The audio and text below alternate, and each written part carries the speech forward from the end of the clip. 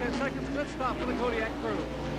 And so Rusty Wallace is now set up for the finish of the race. There are a couple of other drivers that are in also for pit stops. Dale Jarrett's crew working on that car. You can see the fuel going in.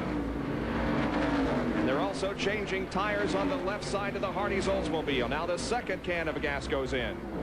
And they need to put all the fuel in they can. They're going to go around, and let's see if they're going to change right side tires as well. They are. So everybody looks like is going to go ahead and change 4 tires. And I thought that they might only change left side tires, Bob, but everyone we have seen so far have changed all 4.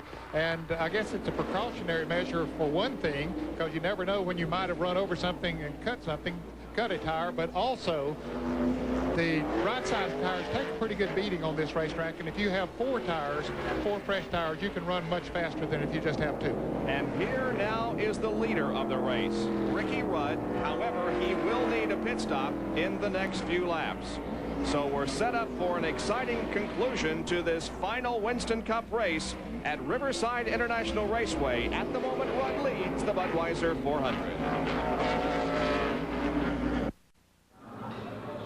NASCAR Winston Cup Marathon continues here on ESPN2. I'm Bob Jenkins along with Benny Parsons. We're watching the 1988 race at Riverside International Raceway, the final event at that particular road course. Now, a lot of dyed-in-the-wool stock car fans probably object to these cars running on road courses, but the fact is they put on a very good show. A very good show. And that long backstretch at Riverside, coming off 8 down to turn 9, you could really do some drafting and pick up a lot of speed, probably running 170 miles per hour when you make that little left and then downshift.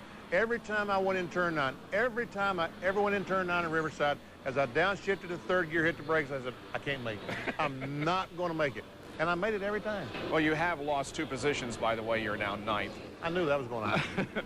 But you know, I think the important thing about running in the Riverside area was the fact that it was in Southern California, and there are a lot of NASCAR fans out there that wanted to see some racing. Well, that's exactly what NASCAR and all the sponsors, just like they do now, they wanted to broaden the NASCAR image. You think that people think now we're a southeastern sport. Back in the 80s, most of the races were run in the southeast. They wanted to get out to California to get that Southern California, that western presence. Ricky Rudd is leading the race, and he's driving for Kenny Bernstein in that Quaker State car, a car that we all remember. In a Buick, and I don't think a Buick has won a NASCAR Winston Cup race since 1982 or something. Well, let's see if Rudd can pull out the victory here as we return to Riverside in June of 1988 on the NASCAR Marathon. The Junior Johnson prepared Budweiser Chevrolet, driven by Terry Labonte, is on pit road for his final stop. He was running in 2nd position when he came in. The lead is still in the hands of Ricky Rudd. However, we've been told that he too will make his final pit stop, possibly this next time around. There's Rudd on the racetrack, running with Bobby Hillin Jr. Richard Petty is in the pit, so is Mark Martin. Kenny Schrader has just come into the pits. These are all scheduled pit stops. We knew that they were coming up. They had to make one more pit stop, and those are happening right now. And here comes Rudd approaching turn number 9, and if he's going to make a pit stop, he'll be slowing the car down momentarily and dropping to the inside of the racetrack to come in through the chicane, and that's something that's worked very well on pit road today, as the cars have had to reduce their speed dramatically to get through this chicane and into the pit area. Here comes Rudd for the final stop, and Dick Berggren is in Ricky Rudd's pits to call the stop. Dick? Bob, they really wanted to do this under a caution flag and change 4 tires, but now they're going to have to do it under a green flag. And everybody in this pit has had 4 fingers up in the air. They are planning to change 4 tires.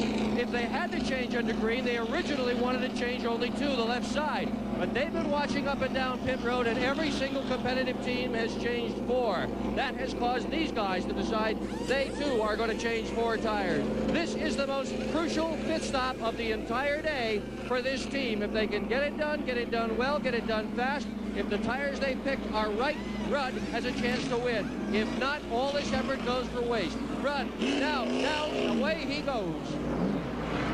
But while he was in the pits, Rusty Wallace went by and is way out in front of him, so he has a lot of catching up to do. Rudd moves back out into the racetrack, trying to build up to speed. There is the number 75 car of Neil Bonnet, who is now leading this race, but he has not yet stopped for the final time, and he will be coming in momentarily. But Neil Bonnet is in the lead at the present. Rusty Wallace, when Neil Bonnet comes in for the final stop, will be the leader. Let's see if Neil comes in this time. There is Wallace just now approaching corner number 9. And Neil Bonnet stays out there, so he's going to lead at least one more lap. Well, let's hope he doesn't stretch it too far, because he certainly does not want to run out of gas. Of course, I'm sure that Butch Mock and Bob Rahilly, the car owners of the Valvoline Pontiac number 75, have calculated their fuel mileage very well and know how he stands. Such a great early part of the season for Neil Bonnet, a 4th at Daytona. Then he won 2 in a row and went into the lead in Winston Cup points. But since then, it has not been a necessarily good season for Neil Bonnet. This is one of his better performances in the last 5 or 6 races. Bill Elliott comes in for another stop. It's been an uphill struggle all day for the Coors Motorcraft team. He comes in for his final stop of the afternoon.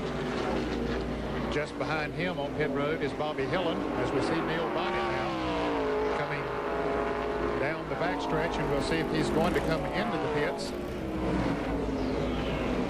That's Chad Little right ahead of Neil Bonnet.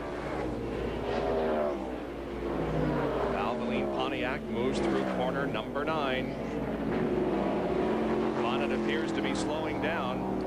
Let's see what happens here as they come off corner number 9. Nope, he's staying out there. Staying out there again. That's a little surprising, Bob, because there's on a track like this, there's no advantage to stretching it too far, because if you're going to have to stop, you know you can stop without losing a lap, and you take an awfully big risk by staying out there and taking a chance of running out of gas.